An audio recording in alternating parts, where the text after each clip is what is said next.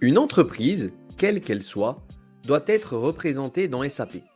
Et pour cela, nous utilisons ce qu'on appelle la structure organisationnelle.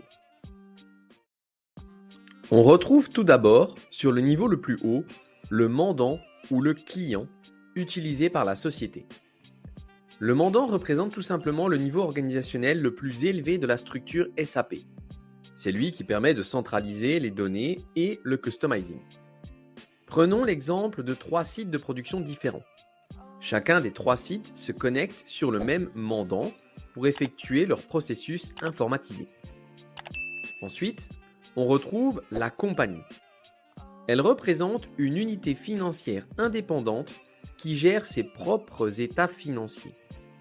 On retrouve alors ici 3 compagnies différentes, une en Allemagne, une en Belgique et enfin une en France. On rattache ensuite la compagnie au plant. Il s'agit d'une unité organisationnelle logistique. Il permet de diviser une compagnie d'un point de vue de la production, des achats, de la maintenance, de la qualité et bien plus encore. Chacun de nos 3 sites fictifs possède son propre plant logistique. Enfin, on retrouve le dernier niveau, le storage location, qui représente une unité organisationnelle permettant de définir l'endroit où les matériaux sont stockés. Un plant peut posséder un ou plusieurs storage locations.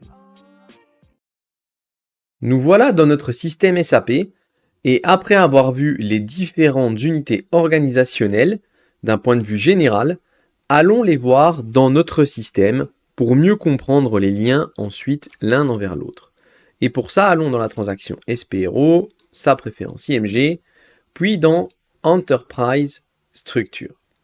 J'agrandis ici et la première chose qu'on va faire, c'est la définition. Nous, au niveau Financial Accounting, nous avons notre compagnie. Et ici, je rentre à l'intérieur et sur laquelle nous travaillons, nous sommes sur la compagnie 1210. Je reviens en arrière et nous allons maintenant voir le plant. Lui se trouve dans Logistics Général. J'agrandis. Nous allons aller dans Define Copy Delete Check Plant. Et ici, vous pouvez voir dans Define Plant le plant 1210 que nous utilisons également. Pour information, si vous double-cliquez dessus, vous pouvez donner des détails supplémentaires sur l'adresse, la langue, etc. Et également le Factory Calendar qui donne les jours de congé, fériés, etc. Je reviens en arrière. Maintenant que nous avons notre compagnie et notre plainte, il faut les lier ensemble. Et pour ça, nous allons dans Assignment.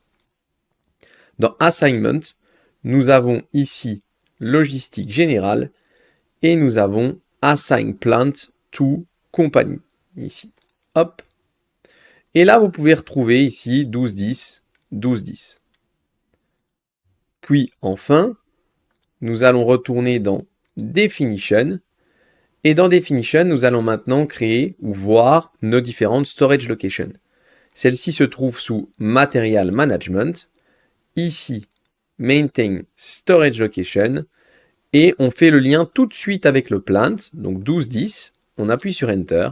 Et vous pouvez voir les différentes storage locations qui se trouvent à l'intérieur de ce plant. Nous, pour EWM, nous allons nous concentrer sur AFS pour Available for Sales et ROD pour Received on Dock.